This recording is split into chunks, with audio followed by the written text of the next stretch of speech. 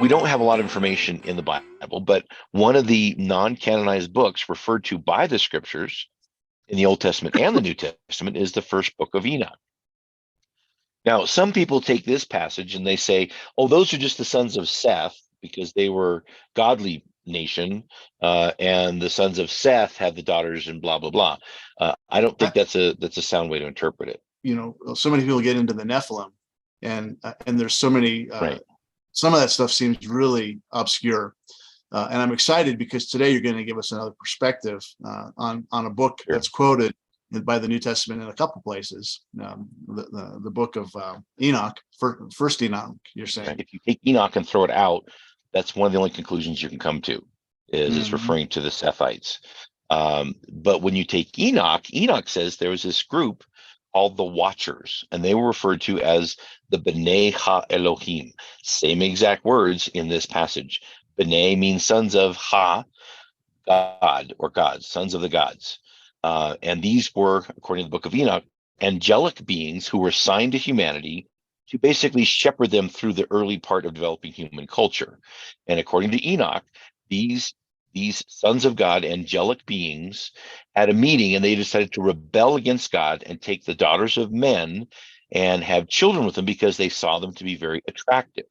I think what they saw is because they were restricted from not having children, not procreating. Now, Yeshua, Jesus, even refers to that in the test in the New Testament, in the Gospels. One of the marriage argument. Right, one of the marriage arguments, but people say so it can't be the sons of God were angels because they don't reproduce. But look at specifically what Jesus said about that. He said they're not given in marriage. That doesn't mean they can't physically sexually reproduce. It just means they choose not to. So a young person can grow up and decide not to marry, not to engage in sexual intercourse, and be a celibate. They have the physical capacity to engage, but they choose not to. Now, you can make the case I'm wrong, and that doesn't matter. It's just esoteric doctrine at this point, not essential to salvation or knowing God. But Enoch kind of implies that. And so what these angelic beings did, I think they were jealous because humans are physical flesh and frail, but they reproduce. And when they reproduce, the children that they have are eternal spirits in a flesh body. Angels have an eternal body, but can't or restricted from reproduction. And so these Watchers, according to the book of Enoch, were engaged in this. They went to a place called Mount Hermon, which we see all throughout Scripture over and over and over, and they covenanted with one another. They covenanted with each other to break God's law and begin to reproduce with females. I think that a part of this was also to mess with the genome of many animals. The reason why I think that, because when you look at Greek or Roman mythology, what do you see? You see a mixture of human and animals together. The Minotaur, the Centaur, the Fauns, the Naiads, the Dryads. I mean, the list goes on and on and on. I think that Greek mythology is actually stories from this era of history of what the Watchers did. And that's why it comes down to us as mythology years later. And then we can also see that in some of the Akkadian writings and some of the older writings where it talks about these same stories are reproduced in older documents. But let's talk about the book of Enoch historically. And so I'll say some of the things that I'm aware of, and maybe you can verify or add to.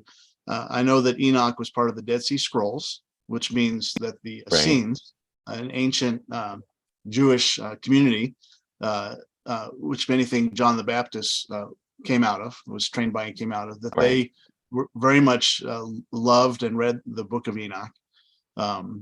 Which talks about, among other things, about this era in history that you mentioned, or the Nephilim. That the book of Enoch is quoted by biblical authors in the book of Jude and also in First Peter, which I actually want to get to First Peter later because it's a New Testament reference to the flood and kind of the purpose of the flood. And of course, it gets into some of these things too. And then it didn't make it into canon for whatever reason. I'll be curious what you think of that. But it did make it into the canonized scriptures in the oldest expression of the church, Coptic Christianity, is what you told me earlier. Right, Ethiopian Coptic, right? Yeah, Ethiopian Coptic. So what else can you tell us about this book?